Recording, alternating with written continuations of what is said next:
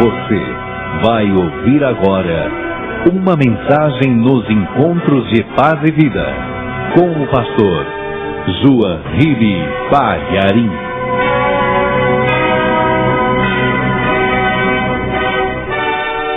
Primeira carta do apóstolo Paulo aos Coríntios, capítulo 1, versículo 23.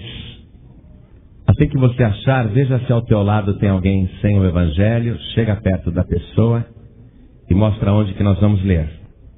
Acharam? Está escrito assim: mas nós pregamos a Cristo crucificado, que é escândalo para os judeus e loucura para os gregos. Amém? Preste atenção, que eu vou repetir a leitura. Mas nós pregamos a Cristo crucificado, que é escândalo para os judeus e loucura para os gregos. Os judeus representam o povo escolhido, o povo de Deus. O povo que trouxe ao mundo a revelação de um Deus invisível, um Deus único, o Deus verdadeiro, Criador dos céus e da terra.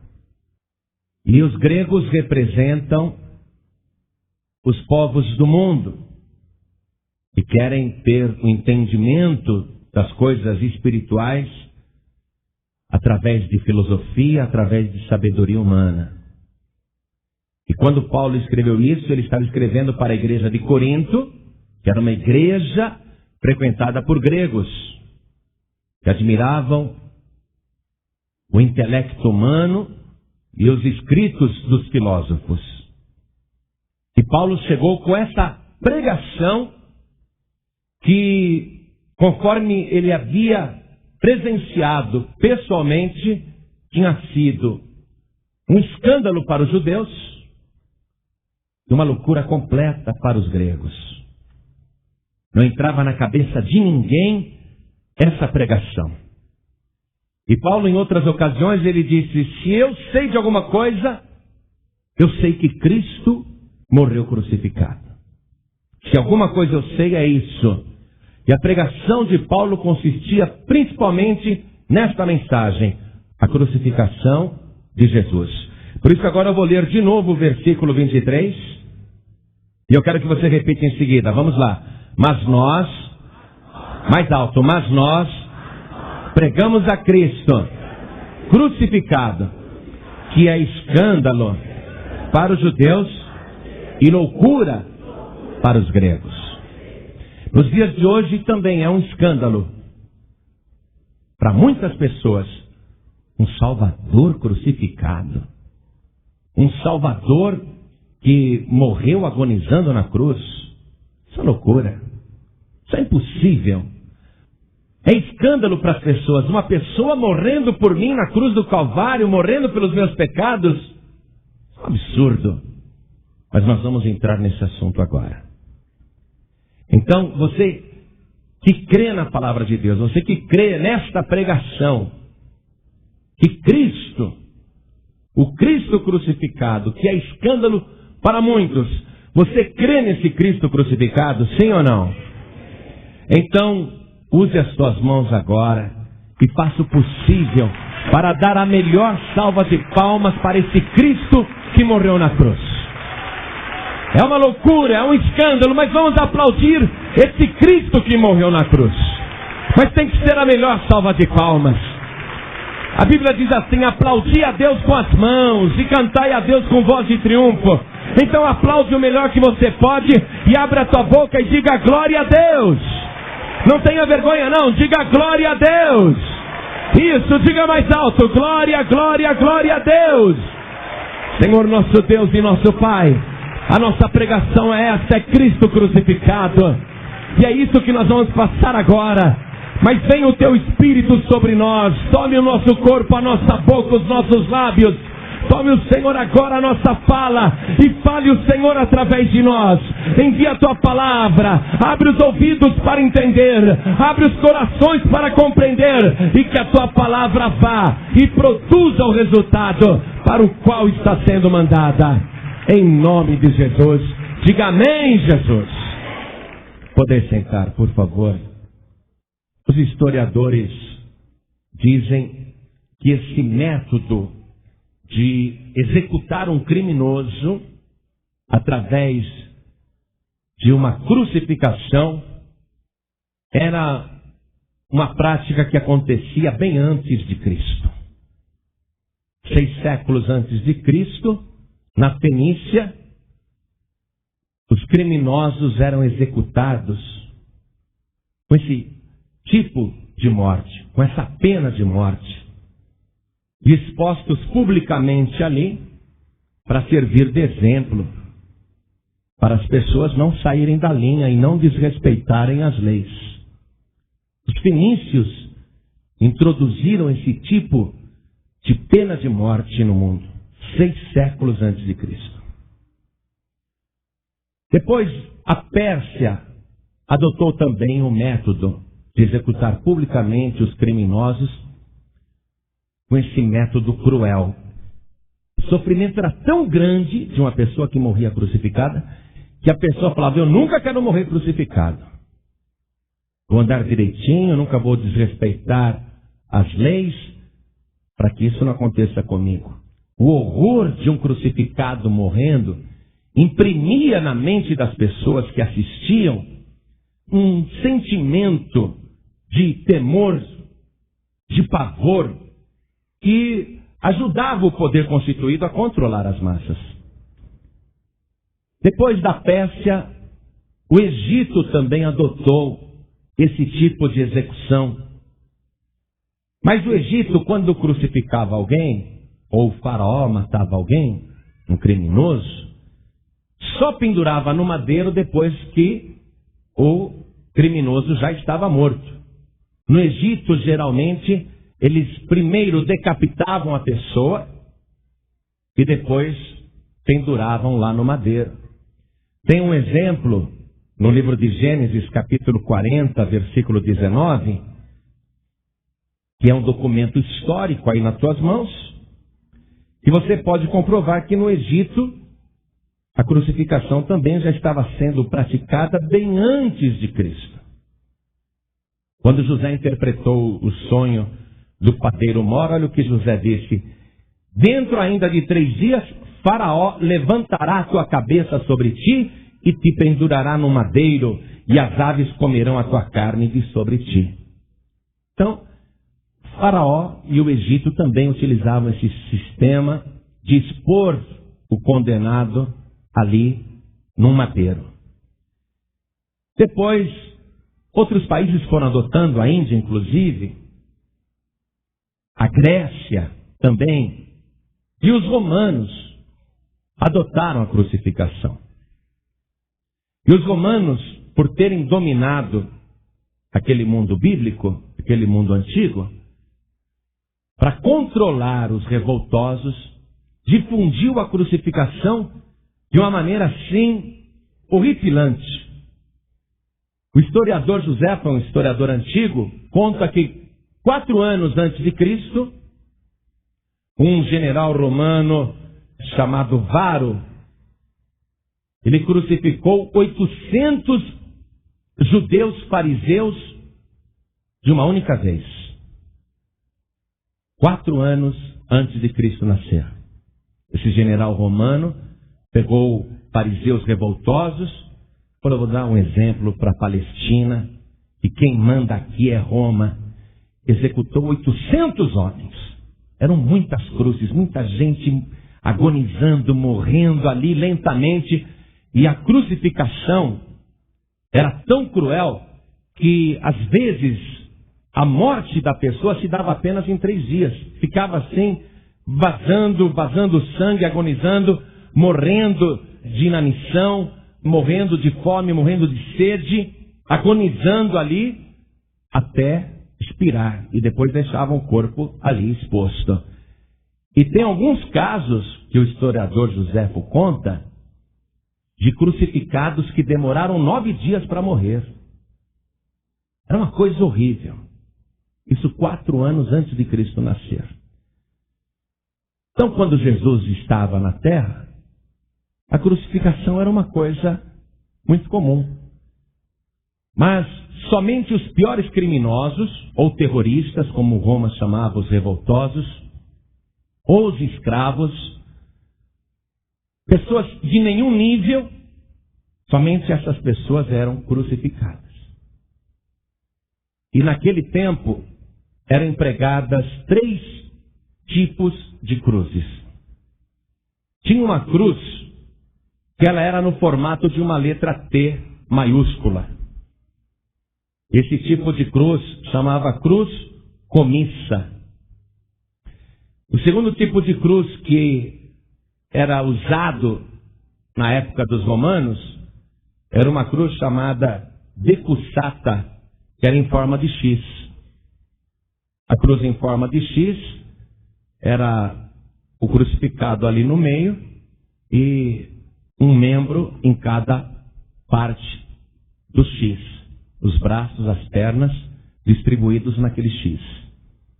E tinha um outro tipo de cruz, que é essa cruz que a gente conhece, que é um travessão colocado no meio, deixando uma ponta aparecendo. Essa cruz que as pessoas conhecem, ela é chamada de cruz inissa. E olha como é que era. Quando alguém era condenado à morte de cruz, depois de ser muito açoitado, flagelado, porque aquele castigo que era dado antes da crucificação tinha o objetivo de enfraquecer o condenado para que ele morresse logo, para que ele não demorasse muito. Quanto mais extenuado ele já fosse para a crucificação, mais rápido ele morreria. E o condenado, ele tinha que carregar o travessão. Não era a cruz inteira, porque a haste da cruz já ficava lá no local da crucificação. O condenado, ele tinha que carregar o que eles chamam de patíbulo, ou antena, chamavam também de antena, que é o travessão. Então o condenado saia carregando aquele travessão, e ele levava no pescoço uma placa pendurada, dizendo qual era o motivo da sua condenação. Ou ia na frente do condenado, pelas ruas da cidade, um arauto, carregando a placa, mostrando para as pessoas por que aquele condenado ia morrer crucificado. O crime do condenado era escrito numa placa, e o arauto ia carregando, andando na frente do condenado, que carregava o patíbulo, o travessão, mostrando para as pessoas: vai morrer por causa disso.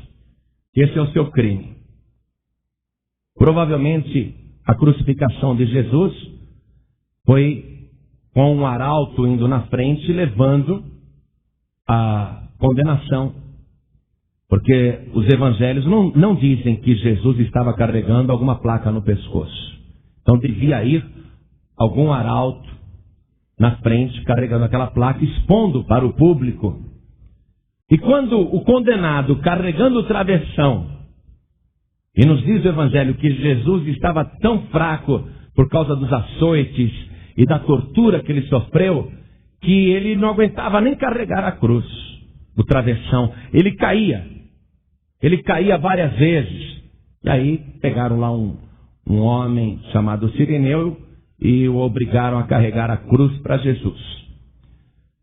Mas quando o condenado, carregando a cruz, chegava no local da crucificação, ali toda a sua roupa era retirada,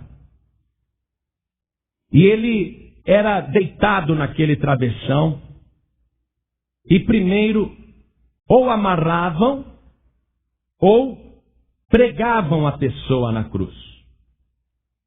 E quando fixavam ali no travessão, os braços iam até aquela haste e penduravam ali. A cruz não era muito alta, como você imagina.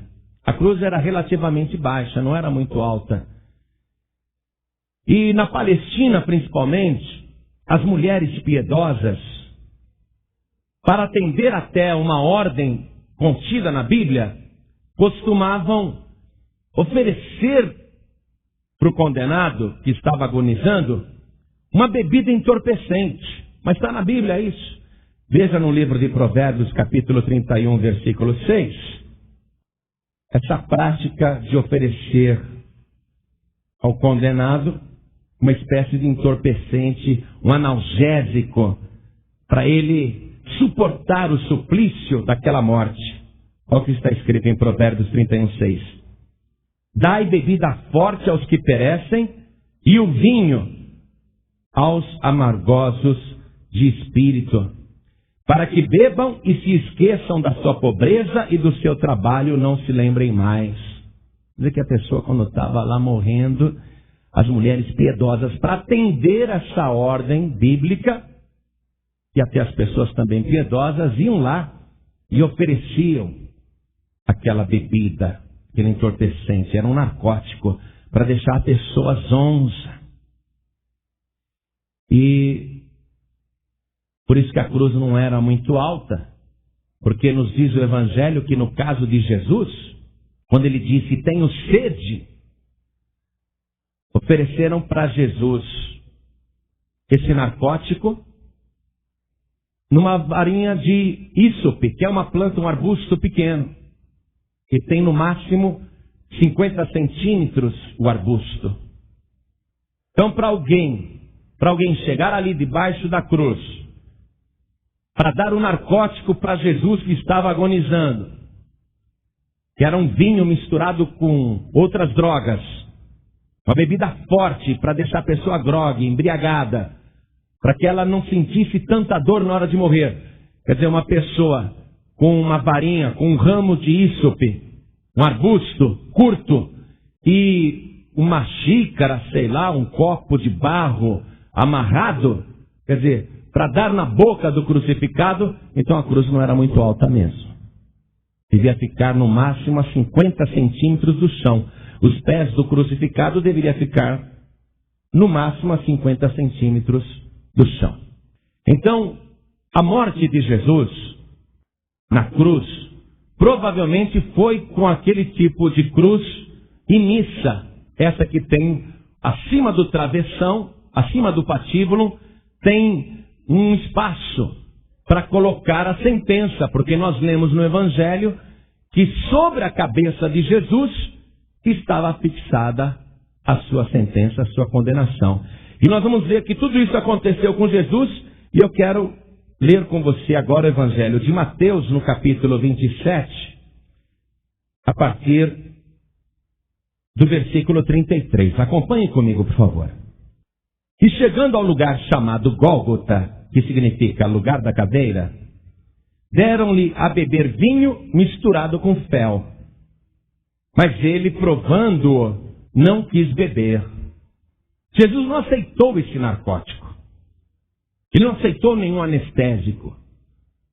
Jesus não queria morrer ali, grogue, inconsciente. Ele queria e precisava estar consciente até o último minuto de vida. Porque Jesus sabia que em cima daquela cruz, ele iria fazer coisas importantes ainda. E tinha que estar em juízo perfeito, com a consciência perfeita. Ele não podia estar entorpecido.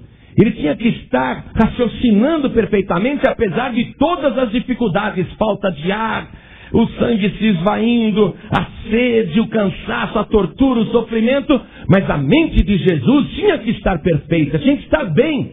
Por quê?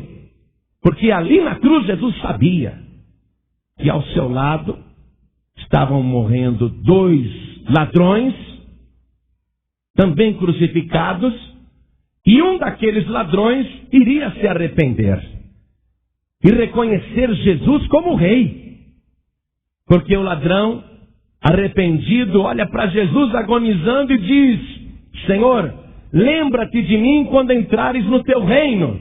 Ele reconheceu que Jesus tinha um reino, ele reconheceu que Jesus era rei. E Jesus, com juízo perfeito, consciente, disse para aquele ladrão moribundo: meu filho, na verdade eu te digo que ainda hoje estarás comigo no paraíso.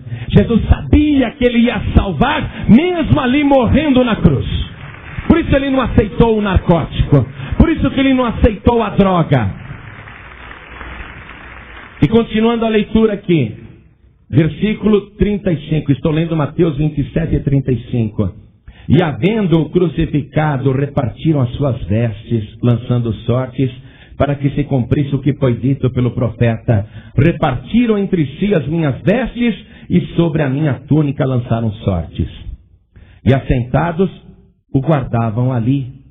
E por cima da sua cabeça puseram escrita a sua condenação, a sua acusação. Este é Jesus, o Rei dos Judeus. Por isso que a cruz provavelmente era do tipo missa, que tinha espaço acima da cabeça de Jesus para colocar a sua condenação. Versículo 38. E foram crucificados com ele 2 salteadores, um à direita e outro à esquerda. E os que passavam blasfemavam dele, meneando a cabeça e dizendo: Tu que destróis o templo e em 3 dias o reedificas, salva-te a ti mesmo, se és o Filho de Deus, desce da cruz. E da mesma maneira também os príncipes dos sacerdotes com os escribas e anciãos e fariseus, escarnecendo, dizia: Salvou os outros e a si mesmo não pode salvar-se. Se é o Rei de Israel, desça agora da cruz e creremos nele. Confiou em Deus, livre-o agora se o ama, porque disse: Sou filho de Deus. E o mesmo lhe lançaram também o rosto dos salteadores que com ele estavam crucificados. Naquela hora Jesus estava consciente de tudo, e tinha que estar, porque no último momento ele vai fazer uma oração, não apenas de boca, mas de coração, para perdoar essas pessoas que estão zombando, para orar ao Pai e dizer: Pai, perdoa-lhes porque eles não sabem o que fazem. Jesus não aceitou o entorpecente por causa disso. A missão que ele estava levando a cabo naquela cruz, voluntariamente, porque ele queria, tinha um objetivo que é loucura completa para os gregos e escândalo para os judeus. Porque está escrito que toda pessoa que fosse pendurada no madeiro seria maldita. E Jesus estava sofrendo ali na cruz a morte mais maldita e cruel que existe. Eu quero ler com você Deuteronômio capítulo 21, versículo 22, lá no Antigo Testamento, para você ver como que os judeus que estão ali embaixo zombando de Jesus, escarnecendo, por que eles têm o atrevimento de zombar de Jesus naquela hora? Olha o que eles estavam imaginando. Deuteronômio 21, versículo 22. Quando também alguém houver pecado, digno do juízo de morte, e haja de morrer, e o pendurares no madeiro, o seu cadáver não permanecerá no madeiro, mas certamente o enterrarás no mesmo dia, porquanto o pendurado é maldito de Deus. Assim não contaminarás a tua terra, que o Senhor teu Deus te dá em herança. Então os judeus estão ali zombando: ele é maldito. Estão escarnecendo, mas mesmo suportando a morte mais maldita que existe, sendo ele o bendito das nações, sendo ele o bendito de Deus, ele suportou tudo aquilo com muita resignação e foi sofrendo. Mas as pessoas que estavam ali achavam que ele era um crucificado normal, um crucificado comum, porque era tão comum a morte por crucificação na Palestina. Mas aquele era um crucificado diferente. Aquele era um condenado diferente. Primeiro, por ser totalmente inocente. Segundo, por não haver crime algum digno de morte. Sendo que, por todos os tribunais que ele passou, todos disseram: não vejo nesse homem crime algum. Herodes disse: eu não vi mal algum nele. Pilatos disse: eu não vejo crime algum nesse homem. Mas mesmo ele sendo inocente, estava ali, morrendo entre condenados. Era um crucificado diferente, porque ao invés de revidar, cuspir nas pessoas que estavam zombando ou amaldiçoando, ele estava orando e abençoando. Era um crucificado diferente de todos os outros que já haviam sido crucificados antes dele, porque ele estava ali vertendo um sangue puro, sem nenhum pecado. Um sangue poderoso como nunca a terra tinha sido banhada antes. Muito sangue já havia sido derramado antes de Jesus, mas um sangue puro como aquele. Um sangue que quando entrou na terra, a terra abriu a sua garganta para beber aquele sangue, porque aquele sangue estava tirando a maldição da terra, a maldição trazida pelo próprio homem. Ele era um crucificado diferente, mas ninguém olhando para ele via isso. Todos que olhavam para ele viam o maldito de Deus, o maldito morrendo ali, mas ele era diferente. Tanto que ao meio-dia, na hora em que o sol deveria brilhar da maneira mais intensa, o sol desapareceu. Começou a escurecer. Ninguém entendeu, talvez fosse um eclipse, que acontecia também naquela época, mas diz que aquela escuridão foi se aprofundando, e do meio-dia até as 3 horas da tarde, estava tudo muito escuro, muito escuro. E as pessoas estão ali acompanhando aquela execução, vendo o maldito de Deus morrendo ali. Não estavam entendendo que aquele era um dia diferente. Mas o sol estava anunciando, a lua estava anunciando, as estrelas estavam anunciando esse dia diferente. Esse é um dia em que o tempo da humanidade está sendo parado de contar. Esse fato que está acontecendo na terra é tão importante que não pode ser contado como o dia de hoje. Porque parecia até que o sol, a lua e as estrelas tinham conhecimento de que aquele lapso de tempo, do meio-dia até as 3 da tarde, teria que ser eternizado. Teria que valer não só para aquela tarde em que ele estava morrendo, mas por todas as tardes. O tempo sabia que aquele sacrifício era eterno, por isso que o sol desapareceu. Mas as pessoas ali embaixo ainda não compreenderam que aquele crucificado era diferente. Para todo mundo era só mais um condenado morrendo. Mas às 3 horas da tarde, quando Jesus, reunindo o último fôlego, disse: Pai, nas tuas mãos eu entrego o meu espírito. E quando ele rendeu o espírito e tombou a cabeça, nos diz a palavra de Deus que a terra começou a estremecer. O chão começou a ser abalado, as pedras começaram a se abrir. E naquele momento em que houve um grande terremoto, está escrito que os túmulos de Jerusalém, do cemitério de Jerusalém, na hora que Jesus morreu e depois que ele ressuscitou, as sepulturas foram abertas. E aqueles que estavam mortos em Deus, os que eram justos, ressuscitaram e entraram na cidade santa. Pessoas foram ressuscitadas do cemitério. Aquela morte, aquele sacrifício tinha o poder de vencer a morte. Era uma coisa tremenda. Jesus morreu na cruz. Qual o significado para você dessa morte? Porque essa morte tem que significar alguma coisa para você. Não estamos discutindo se você acredita que Jesus existiu. Porque até os historiadores da época escreveram sobre ele. Joséfo disse: morreu um judeu, Jesus de Nazaré, o Filho de Deus. Está lá documentado. Que ressuscitou no 3º dia. Joséfo escreveu sobre isso. Então, faz parte da história da humanidade. Um documento fora da Bíblia que comprova que Jesus existiu. Mas não é isso que importa. Porque isso daí qualquer pessoa pode acreditar. Eu acredito que Jesus existiu. Eu acredito que Jesus morreu crucificado.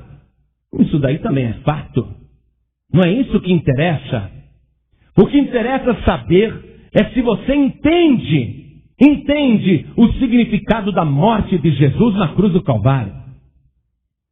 Porque se eu converso com um espírita, com um kardecista, ele acredita em Jesus. Fala até de Jesus. Acredita até que Jesus de fato morreu na cruz. Mas eu pergunto para o kardecista: qual o significado da morte de Jesus na cruz do Calvário?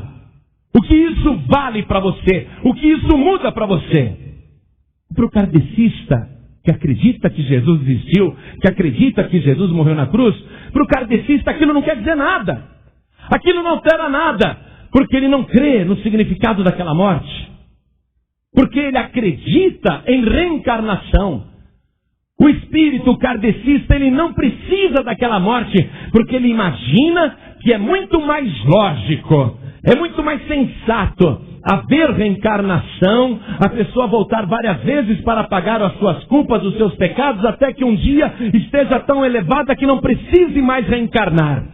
O kardecista não precisa desse Jesus crucificado, ainda que acredite nele, porque é uma loucura. Para o kardecista é loucura, para as pessoas do mundo é loucura, um Salvador morrendo crucificado. Mas saiba disso, kardecista, e saiba isso, pessoa do mundo, aquele Jesus que morreu crucificado é o Filho de Deus Todo-Poderoso. Morreu na cruz pelos teus pecados, morreu ali para te salvar. O significado daquela morte é que ele é o Salvador da humanidade.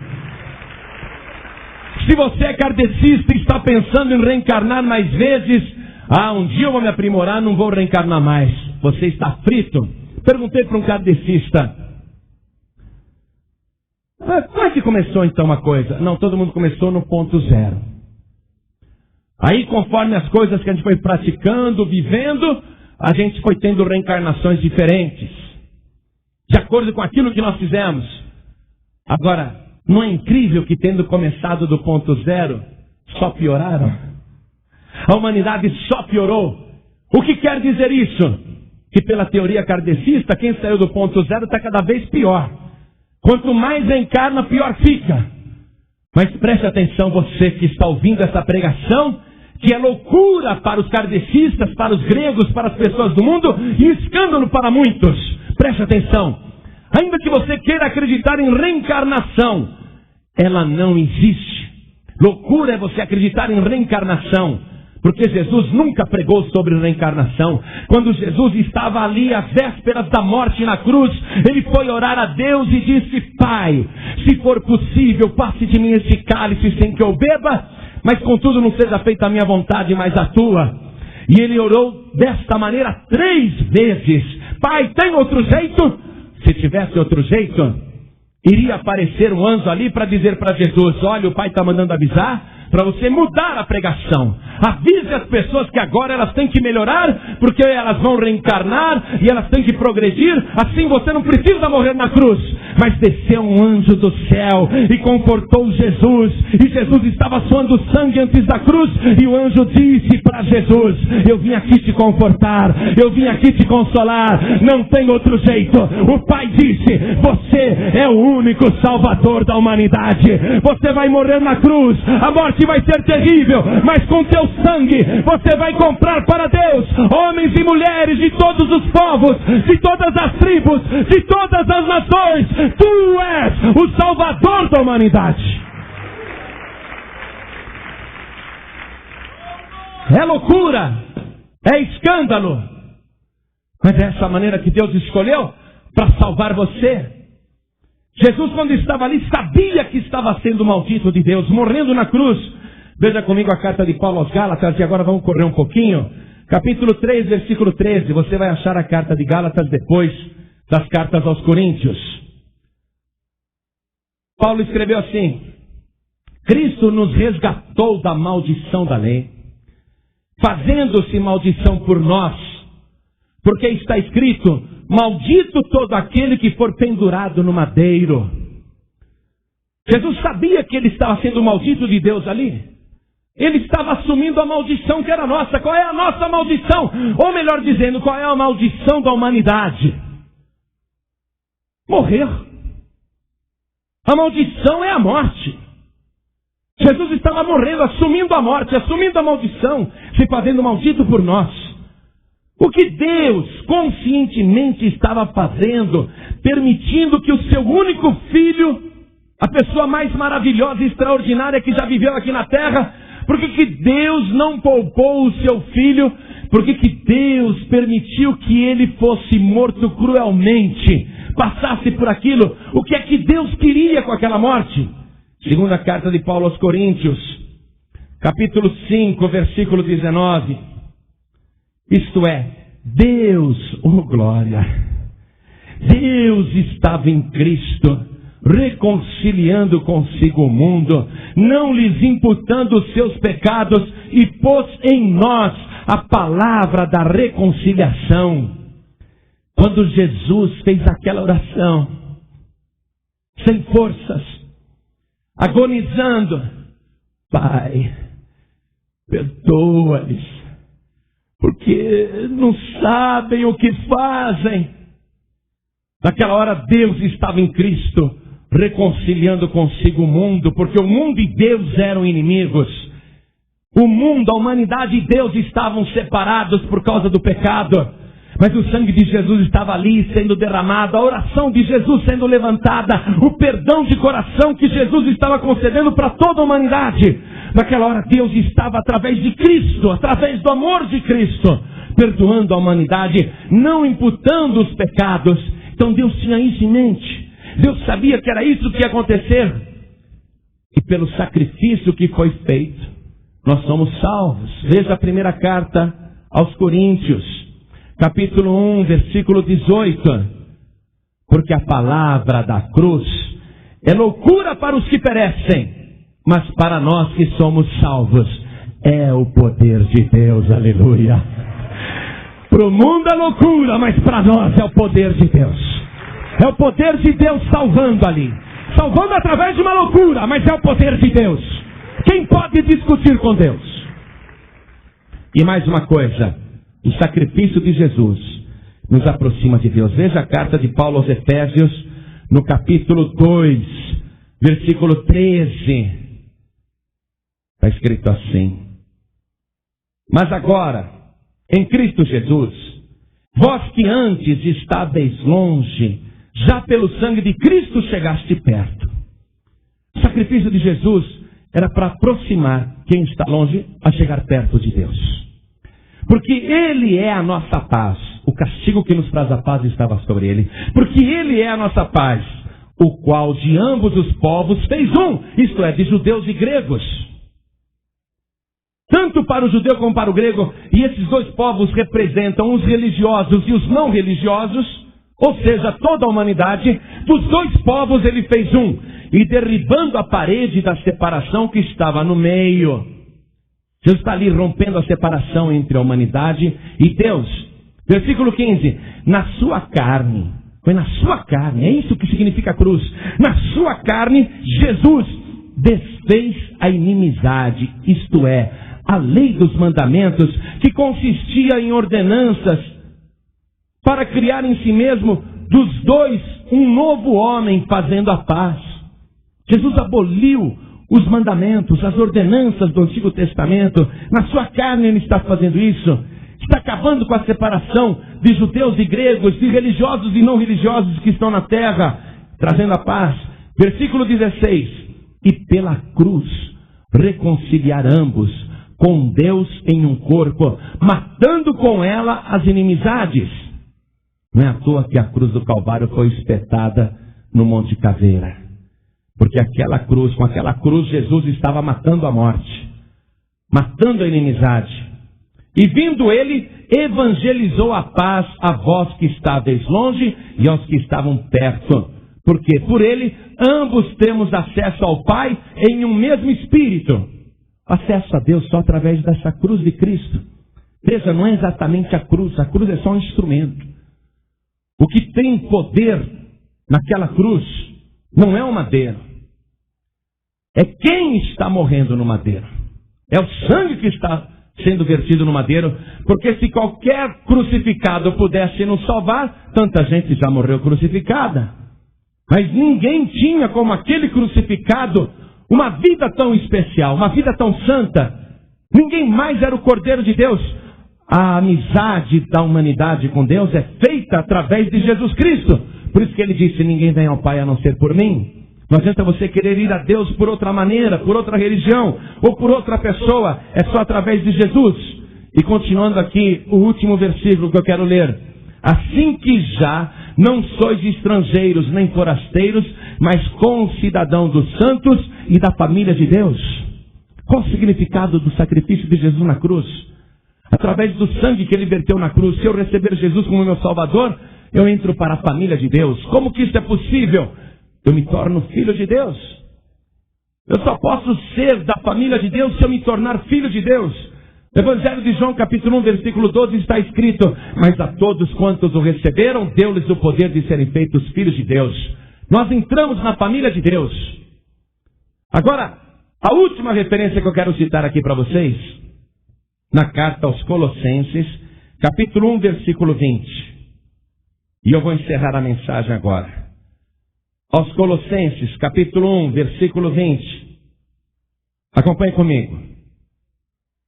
E que, havendo por ele feito a paz pelo sangue da sua cruz, por meio dele reconciliasse consigo mesmo todas as coisas, tanto as que estão na terra como as que estão nos céus. A vós também, que noutro tempo éreis estranhos e inimigos no entendimento pelas vossas obras más, agora contudo vos reconciliou no corpo da sua carne pela morte, para perante ele vos apresentar santos e irrepreensíveis e inculpáveis. Não é o homem que se torna santo, não é o homem ou a mulher que se tornam irrepreensíveis, e não somos nós mesmos com o nosso mérito que nos tornamos inculpáveis. Mas quando você se torna santo, quando você se torna irrepreensível, quando você é abolido de toda culpa, quando você se torna inculpável, não é porque você mereceu, porque você progrediu, mas é porque o sangue de Jesus, vertido na cruz, te purifica de todo o pecado. É por Jesus que você se torna santo. É por Jesus que você se torna irrepreensível. É por Jesus que você se torna inculpável. Eu não quero só acreditar que Jesus existiu, foi bom, morreu na cruz. Isso qualquer pessoa do mundo acredita. Eu estou acreditando que Ele fez essa obra por mim. Quando eu o recebo como meu único Salvador, me torno santo, irrepreensível e inculpável. Não porque eu sou, mas porque Ele me transforma. Porque Ele me torna. E continuando aqui o versículo 23. Se, na verdade, permanecerdes fundados e firmes na fé, e não vos moverdes da esperança do Evangelho que tendes ouvido, o qual foi pregado a toda criatura que há debaixo do céu. Se você ficar firme nesse Evangelho que você está ouvindo aqui, que era a única coisa que Paulo queria saber e conhecer, esse Salvador crucificado, o que significa a morte desse Salvador. Paulo só tinha esse assunto. Ele falou, se você não se desviar desse Evangelho, você vai ser salvo. Qualquer outro evangelho que alguém pregar não é de Deus. Não adianta você querer ser budista e também acreditar em Jesus. Não adianta você acreditar em Kardec e também em Jesus Cristo. Ainda que no Evangelho segundo Allan Kardec fale tanto de Jesus. Mas os kardecistas não precisam desse Cristo crucificado. Eles não querem esse Cristo crucificado. Para eles essa morte aí foi em vão, é loucura. É um escândalo. Mas para nós que conhecemos é o poder de Deus para a salvação de todo aquele que crê. Você que hoje está ouvindo essa mensagem, a Bíblia diz isso. Eu te garanto, não há uma palavra na Bíblia a respeito de reencarnação. E Jesus nunca pregou reencarnação. E não tem outro jeito. Não tem outro Salvador, não tem outro método, não tem outro caminho, não tem outra maneira. É só através de Jesus. Aí veio o Kardec recentemente, coisa tão recente, e apresenta para você um evangelho adulterado, outro evangelho. E tem gente acreditando em Kardec. Eu pergunto, um dos dois está mentindo, você não acha? Ou Kardec está mentindo, ou o evangelho de Jesus está mentindo. Qual dos dois evangelhos você quer acreditar? Você quer acreditar no evangelho de Kardec, que é o evangelho recente, que prega a reencarnação, que prega o karma? Ou você quer acreditar no evangelho que já tem quase 2000 anos, e que diz que Jesus é o único Salvador, e que você não vai precisar reencarnar para pagar suas culpas, porque se você pegar os teus pecados e lançar em Jesus Cristo, os teus pecados são apagados? Quer acreditar nesse Jesus que disse, eu sou a ressurreição e a vida? Ou você quer acreditar naquele outro Jesus lá, que não é ressurreição coisa nenhuma? Jesus nunca disse, eu sou a reencarnação e a vida. Ele disse, eu sou a ressurreição e a vida.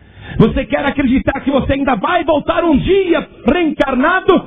Ou você quer acreditar que um dia as trombetas no céu vão tocar e os que morreram em Cristo ressuscitarão primeiro, e depois nós, os que ficarmos vivos, seremos transformados no abrir e piscar de olhos e seremos arrebatados violentamente da terra a encontrar o Senhor Jesus nos ares?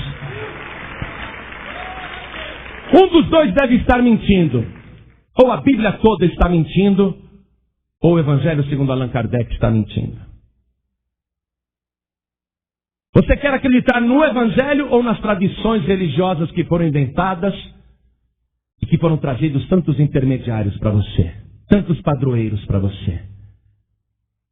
Você quer acreditar em Jesus, o Filho de Deus, o único Filho de Deus, e receber a salvação? Ou você quer continuar com a sua religião? Nós aqui não estamos oferecendo religião para você. Por acaso você está numa igreja, eu poderia estar pregando na rua, na praça, como eu já fiz muitas vezes. Poderíamos estar num ginásio, como também a gente prega muitas vezes. Mas não é placa de igreja que nós estamos te oferecendo e nem mudança de religião. O que nós estamos te oferecendo é o poder de Deus para a salvação de todo aquele que crê. E o poder de Deus tem nome, chama-se Jesus Cristo, o Cordeiro de Deus que tira o pecado do mundo. Ou você recebe Jesus e é salvo, seu nome é escrito no livro da vida, ou você está condenado. A escolha é tua. Veja como Paulo termina a sua primeira carta aos Coríntios. Capítulo 16, versículo 22. Se alguém não ama o Senhor Jesus Cristo, seja anátema, maranata. Sabe o que é anátema? Maldito. Se você não ama Jesus, se você não entrega a tua vida para Jesus, você vai ser o maldito. Seja anátema. Mas quando você recebe Jesus como Salvador, você pega a tua maldição e passa para Ele. Porque maldito todo aquele que for pendurado no madeiro. Você deixa de ser maldito quando recebe aquele que se fez maldito por você. E a palavra maranata aqui no final quer dizer, vem Senhor Jesus.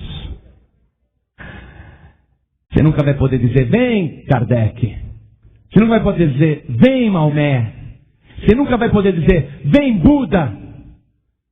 Mas Jesus você pode dizer, vem Jesus, porque a sua sepultura está vazia. Jesus Cristo ressuscitou, está sentado à direita de Deus, tem todo o poder no céu e na terra, está preparando o lugar e vai voltar para buscar o seu povo. Você pode entrar na família de Deus se você receber Jesus como Salvador. E antes que o anticristo apareça, antes que a tribulação comece na face da terra, a grande tribulação, a família de Deus vai ser retirada. Todos aqueles que receberam Jesus como Salvador, e seus nomes estão escritos no livro da vida e perseveram com Jesus Cristo, serão salvos. Não interessa para a gente o Jesus histórico. Não adianta um arqueólogo, um historiador, como Joséfo. O que adiantou o Joséfo ter escrito ali? Viveu entre nós um judeu chamado Jesus de Nazaré, o Filho de Deus que morreu crucificado e ressuscitou no terceiro dia. Os seus discípulos estão pregando isso em toda Jerusalém, Judeia e até os confins da terra. José foi salvo? Não adianta você ter conhecimento de que Jesus existiu, ou até acreditar que ele morreu na cruz, se ele não for o teu Salvador. Se você não se banhar no sangue de Jesus, no sangue que ele verteu na cruz. E Jesus está voltando. Se você ouviu esta palavra, uma palavra que Deus está enviando ao teu coração, porque Deus te ama, Deus não quer que você pereça, Deus quer que você seja salvo. Se você está ouvindo esta palavra que o Espírito Santo falou no teu coração, e se hoje você entendeu essa loucura de pregação, esse escândalo de pregação, se você reconhecer naquele meigo nazareno o teu Salvador, se você o ver diferente do que aquelas pessoas ali debaixo da cruz estavam vendo, para todos que estavam zombando e escarnecendo debaixo da cruz, ele era só mais um condenado entre tantos. Mas se você olhar para Jesus e vê-lo como Filho de Deus, como Cordeiro de Deus que tira o pecado do mundo, se você crer que o sangue de Jesus tem poder para te purificar de todo pecado, e se você receber Jesus, aquele sacrifício que ele fez na cruz, então teu nome vai ser escrito no livro da vida e você vai ser salvo. Aquele lapso de tempo, do meio-dia às 3 da tarde, quando o sol desapareceu, foi para que hoje nós estivéssemos aqui. E este Salvador, com aquele sacrifício, pudesse estar à tua disposição.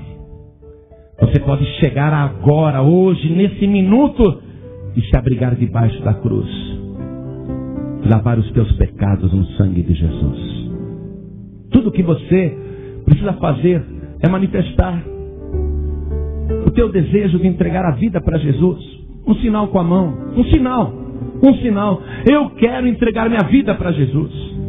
Eu quero receber Jesus como meu único Salvador. Eu creio que Jesus é o Filho de Deus, morreu por mim. Eu quero passar para Jesus todas as maldições que estão na minha vida.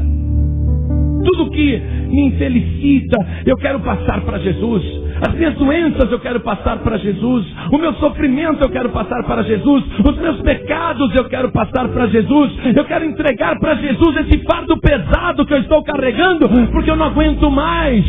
Eu quero que Deus, usando o sangue de Jesus, me salve agora.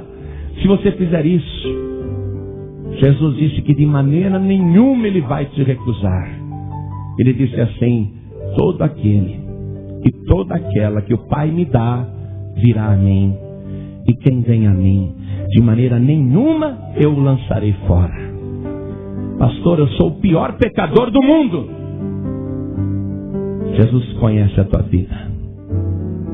E eu louvo a Deus que o sangue de Jesus é tão poderoso que pode lavar o pecado do pior pecador que há na terra. Você poderia ser o principal pecador, o pior pecador, fez tanta coisa errada, tanta coisa cruel, mas hoje você ouviu esta palavra, se arrependeu, está recebendo Jesus como Salvador, e é maravilhoso saber que o sangue de Jesus tem poder para te purificar de todos os pecados. Pastor João Ribeiro, eu quero entregar minha vida para Jesus, eu quero. O que eu faço? Um gesto. Soltem as mãos, descruzem os braços. Você que já é salvo, que tem certeza da tua salvação, comece a interceder pelas pessoas que ainda não são, em espírito, orando em espírito. Agora você que ainda não tem certeza da salvação, você precisa desse Jesus, o Salvador. Você levanta a tua mão e fala: eu quero receber Jesus como meu único Salvador. E hoje vai acontecer uma transformação na tua vida, uma transformação poderosa, uma transformação interior. Jesus vai lavar os teus pecados, vai tirar as tuas angústias, teus medos. Ele vai te purificar de toda a maldade. Ele vai transformar a tua mente. Ele vai te abrir o entendimento. Ele vai tirar as maldições da tua vida. E a partir de hoje o Espírito Santo vai fazer morada dentro de você.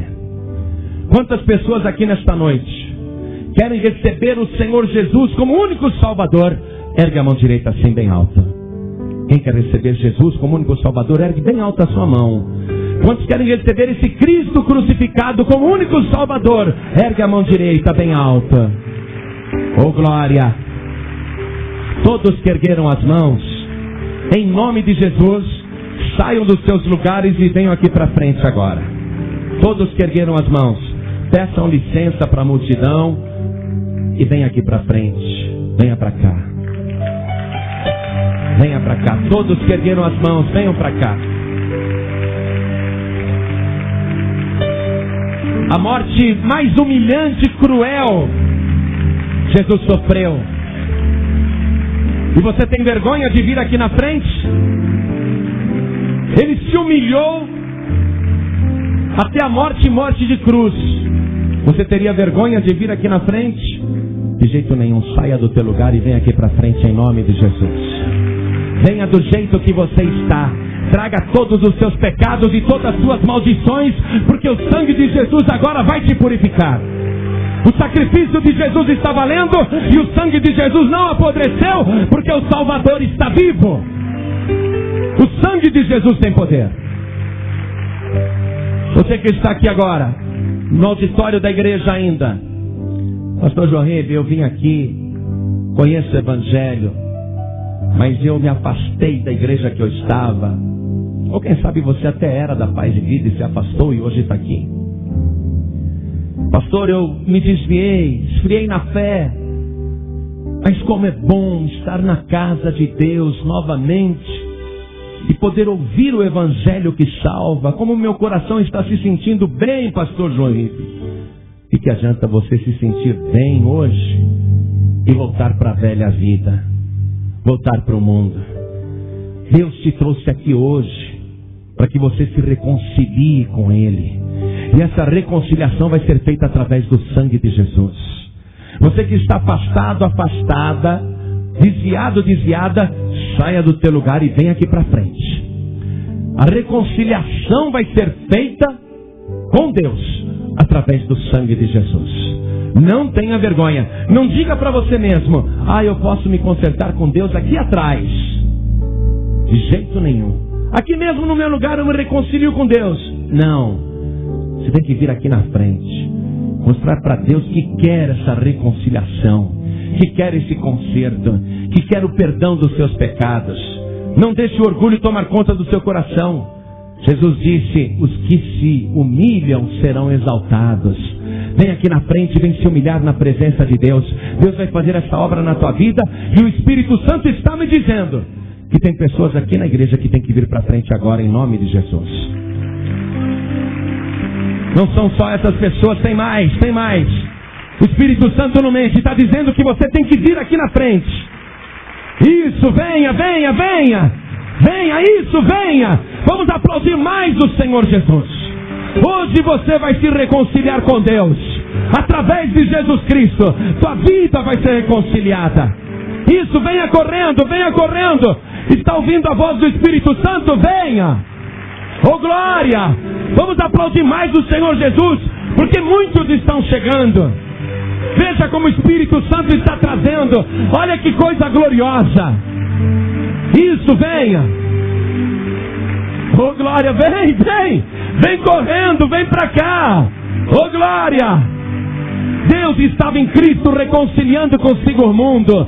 Deus vai te reconciliar agora. Cristo vai te reconciliar. O sangue de Jesus te purifica de todo o pecado. Esse é o Cristo crucificado. É esse Cristo que é loucura para os que perecem, mas para nós que cremos é o poder de Deus para a salvação. Oh glória. Nós vamos fazer uma oração. Chega mais perto. Dobre o teu joelho aqui na frente. Coloque a mão direita sobre o teu coração. Todos orem assim comigo. Meu Deus e meu Pai, não se envergonhe não, faça essa voz sair da tua garganta. Diga: meu Deus e meu Pai, eu ouvi a palavra e eu sei que o sacrifício de Jesus tem poder para me salvar. Por isso agora eu declaro que o Senhor Jesus é o meu único e suficiente Salvador. Meu Pai querido, pelo sangue de Jesus, apaga agora os meus pecados, limpa o meu coração, limpa a minha mente, limpa a minha alma, limpa o meu espírito, me transforma agora numa criatura do céu. Meu Deus bendito, escreve o meu nome no livro da vida e apaga agora todos os meus pecados. Meu Deus santo, meu Deus bendito, confirme a minha salvação, escrevendo o meu nome aí no céu, e me guarde neste caminho. Não me deixe desistir, nem voltar atrás. Não me deixe perecer, mas me sustente com a tua mão poderosa. Coloque dentro de mim o teu Espírito Santo e faz, meu Deus, de mim uma nova pessoa, lavada e remida pelo sangue de Jesus. Me transforma agora pelo teu poder, para a glória do teu nome. Assim seja. Amém. Você acabou de ouvir uma mensagem nos Encontros de Paz e Vida com o pastor João Ribe Palharim. Participe você também dos Encontros de Paz e Vida, às 8 horas da manhã, às 3 horas da tarde e às 7 horas da noite. Comunidade Cristã Paz e Vida, lugar de gente feliz.